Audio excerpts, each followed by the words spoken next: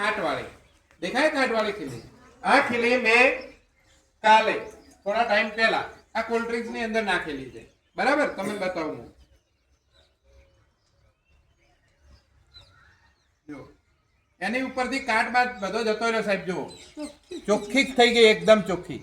તમારે ઘેર ચેક કરવું હોય ને તો આ ખીલી આવી રીતે ચેક કરજો.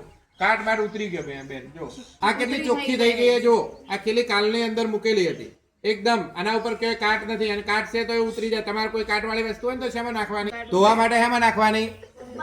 થમ્સઅપ માં નાખવાની, કોઈ પણ કોલ્ડ ડ્રિંક્સ માં નાખવાની.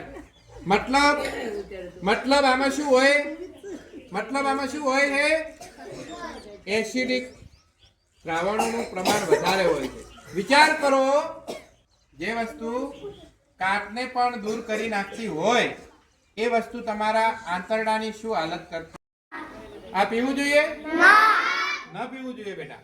આ ન પીવું જોઈએ. બજારમાં મળતા પડીકા ન ખાવા જોઈએ, બરાબર ને? બિસ્કિટ, મેગી, એની અંદર મેદો આવે છે. જે મેદો તમારા આંતરડાની અંદર શું થાય? ચોંટી જાય, એટલે તમને નુકસાન કરે.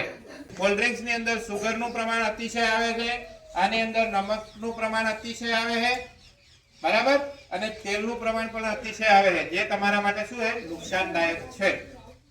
અને આટલા પ્રયોગ પછી તમે નક્કી કરજો કે તમારે ખાવું કે ન ખાવું.